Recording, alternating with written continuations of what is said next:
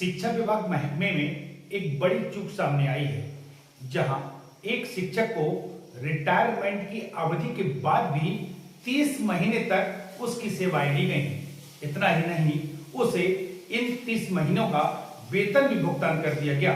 देखिए हमारी खास रिपोर्ट। यह है करेरा का सरसौत चौराहा प्राथमिक विद्यालय, जहां पदस्थ प्रभारी हेडमास्टर मुन्ना लाल जाटव को उनकी जन्म तिथि के अनुसार 30 महीने पहले रिटायर होना था, लेकिन विभाग के अधिकारियों की चूक कहें या अन्य किसी की हेराफेरी कि शिक्षक मुन्ना लाल ने 30 महीने अतिरिक्त ड्यूटी कर ली और इस अवधि का उन्हें वेतन भी मिल गया। जिस संकुल से मुन्ना लाल का वेतन आहरण होता है, उसी संकुल में नव पदस्थ प्रभारी प्राचार्य कविता लोधी ने यह मामला पकड़ा है। अब शिक्षक को 30 सितंबर 2024 को रिटायर्ड कर दिया गया। जो सेवानिवृत्त प्राचार्य हैं त्रिपाठी जी, उनके द्वारा 2 सितंबर को मुझे चार्ज दिया गया वित्तीय प्रभार। उसके पश्चात मैंने सेवा पुस्तिकाएं अद्यतन करने का काम स्टार्ट करवाया एक टीम बना करके। तो अद्यतन के दौरान ये प्रकरण मेरे संज्ञान में आया है। वेतन के लिए वसूली पत्रक तैयार करके और हम लोगों ने सूचना भेज दी है बीओ कार्यालय में, डीओ कार्यालय में, और इसका वसूली पत्रक तैयार कराया जा रहा है और उसके बाद आगे की वसूली की कार्रवाई की जाएगी। चूक हुई कैसे? अब इस बारे में सर, मैं तो अभी 1 अगस्त से चूंकि यहाँ पर आई हूँ, तो इसके बारे में कार्यालय से ही जानकारी मिल पाएगी। पूरे मामले को समझने के लिए जनपहल न्यूज ने रिटायर्ड शिक्षक और विभाग के अधिकारियों से संपर्क किया। रिटायर्ड शिक्षक मुन्ना लाल ने बताया कि अंक सूची के अनुसार उनकी जन्मतिथि 22 फरवरी 1960 है, जिसके अनुसार उन्हें 28 फरवरी 2022 में रिटायर्ड होना था, लेकिन एनएसबी में उनकी जन्मतिथि 22 फरवरी 1966 कर दी गई, जिसके चलते उन्हें समय पर रिटायर्ड नहीं किया गया।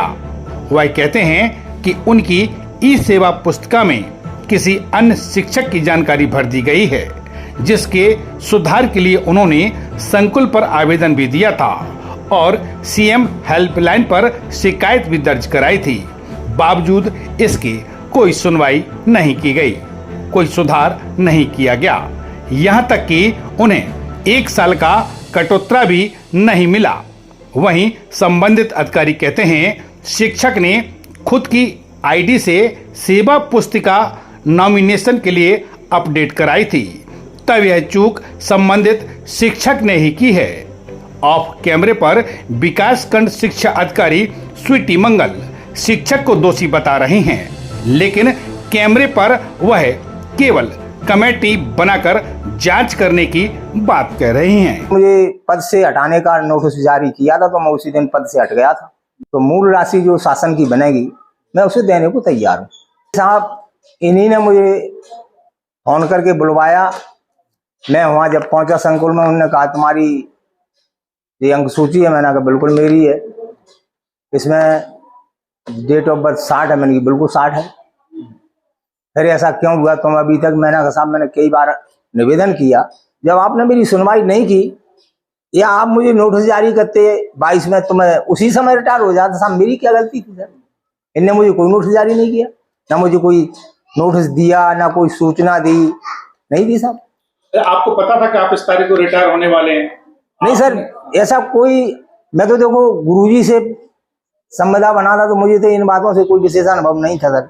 मैं तो वो संशोधन के बारे में घूमता रहा कि मेरी ये खराब है, ये खराब, तमाम सारी चीजों के बारे में घूमता रहा सर। एनपीएस का नंबर मेरा है, मेरे कोड से मिलता जुलता है, लेकिन फोटो मेरा नहीं है, वो अन्य दूसरे टीचर का, जिसका भी मैंने आवेदन सुधार के लिए दिया था, वो आज तक नहीं सुधरा था। मेरी सेवा पुस्तिका में, ई सेवा पुस्तिका में जो प्रविष्टियां की जाती हैं वो अन्य टीचर की हैं। मेरी हायर सेकेंडरी की अंक सूची आज तक प्रविष्टि नहीं की गई। मेरे कटौतरा का फार्म जमा होना था, तो विभाग वालों ने मेरा कटौतरा का फार्म न जमा कराते हुए अन्य किसी टीचर की प्रविष्टियां मेरे में कर दी। मेरा 2015 से कटौतरा काटा गया। आज की स्थिति में मेरा 2015 का कटौतरा नहीं दिखाया जा रहा है, मेरा 16 से दिखाया जा रहा है। इसके बारे में मैंने कई बार संकुल प्राचार्य महोदय निवेदन किया, आवेदन भी दिए, इनने मेरी कोई सुनवाई न करते हुए मैंने CL हेल्पलाइन लगाया, लेकिन हेल्पलाइन में इनने मुझे आश्वासन देकर के कह दिया कि तू इसको हटा ले, हम तेरी सब सुधार कर देंगे। आज तक कोई सुधार नहीं हुआ। अभी जब कुछ दिन पहले संकुल प्राचार्य कन्या विद्यालय के द्वारा मुझे अवगत कराया गया कि संबंधित को सेवा पुस्तिका के आधार पर 2022 में रिटायर होना था। जब ये प्रकरण मेरे संज्ञान में आया और उसके बाद चूंकि मैं आरण और वितरण अधिकारी हूँ, तो मेरे द्वारा IFMS से सैलरी उसको इस महीने की ड्रॉ की गई, पिछले महीने की ड्रॉ की गई थी। तो मैं देखा गया कि इनकी IFMS से ये रिटायर क्यों नहीं हुई। अगर वो सेवा अभिलेख से रिटायर है तो उन्हें IFMS से भी रिटायर हो जाना चाहिए था। तो जब इस मामले को देखा गया IFMS पर, तो ज्ञात हुआ कि उनकी IFMS पर जो डेट ऑफ बर्थ है वो 1960 की जगह 1966 दर्ज है। इस कारण IFMS पर वो रिटायर नहीं हुए। तो संबंधित संकुल प्राचार्य द्वारा उन्हें उस दिनांक से, जो फरवरी 2022 है, उससे उन्हें सेवानिवृत्त कर दिया गया और जो भी कार्रवाई है वो उनके द्वारा संकुल प्राचार्य स्तर से की जा रही है, क्योंकि सेवा पुस्तिका संकुल प्राचार्य स्तर पर ही संधारित की जाती है और वेतन देयक भी संकुल प्राचार्य के द्वारा। इसमें किसकी त्रुटि मानते हैं आप? सर अभी इसके लिए कमेटी गठित कर दी गई है, विकास खंड स्तरीय जांच कमेटी।